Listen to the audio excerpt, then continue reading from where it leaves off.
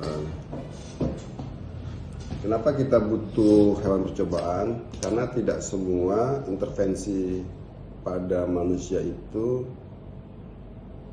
diperbolehkan. Kadang-kadang itu melanggar etik demikian. Oleh karenanya kita menggunakan hewan percobaan. Nah, hewan percobaan itu pada prinsipnya harus mirip dengan fisiologi daripada manusia. Ya, secara anatomi dan secara fisiologi harus mirip dengan manusia, artinya dia adalah perwakilan daripada manusia. Misalnya populasinya manusia, dia adalah sampelnya, jadi mewakili baik dari segi anatomi maupun fisiologi. Nah, hewan percobaan itu dibagi dua, ada hewan percobaan kecil dan hewan percobaan besar.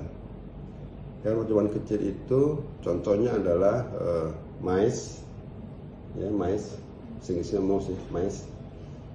Yang kedua yang hewan percobaan kecil yang agak besar, jadi kecil dibagi dua ya, ada mais, ada golongan tikus putih, itu macam-macam tergantung spesiesnya.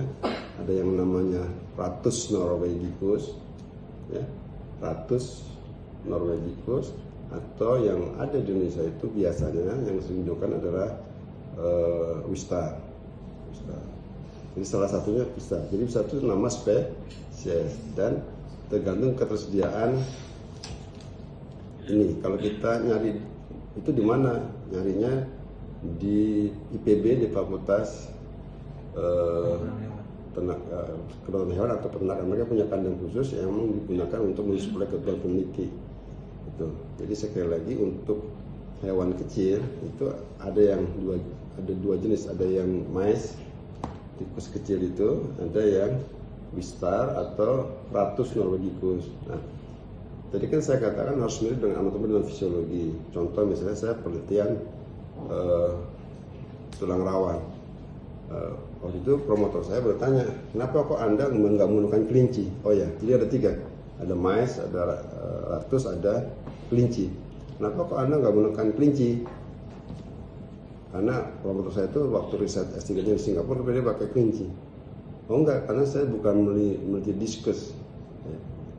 Jadi diskus tulang belakang lebih pas menggunakan hewan kelinci secara anatomi dan secara fisiologi. Tapi kalau kita mau meneliti tulang rawan manusia, tulang rawan manusia yang mirip dengan hewan adalah tulang rawannya rat. Atau saya gunakan spesies Sprague-Dawley. Jadi SPRAQUE, Sprague-Dawley, DAWLEY, Sprague-Dawley. Jadi spesies itu macam-macam ya, ada Sprague-Dawley, ada Ratus norvegicus, ada apa tadi? Wistar, gitu. Nah, jadi saya menggunakan tadi yang Sprague-Dawley itu karena tulang rawannya mirip dengan manusia secara anatomis dan secara fisiologi.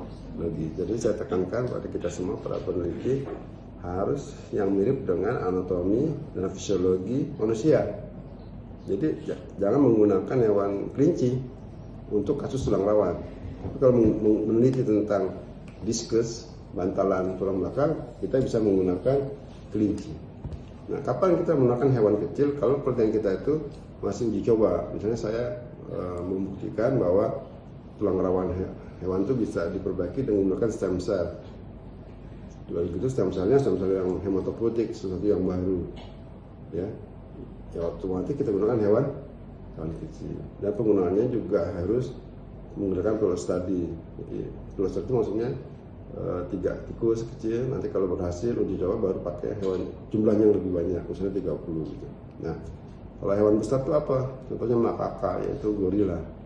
Gitu. Jadi kalau kita udah sukses dari golongan primata, jadi kalau kita udah sukses percobaannya dengan menggunakan hewan kecil, baru kita naikkan ke hewan besar yaitu primata. Ini ada di PB, di pusat studi primata, yaitu di Jalaya Bogor, Bandang Siang.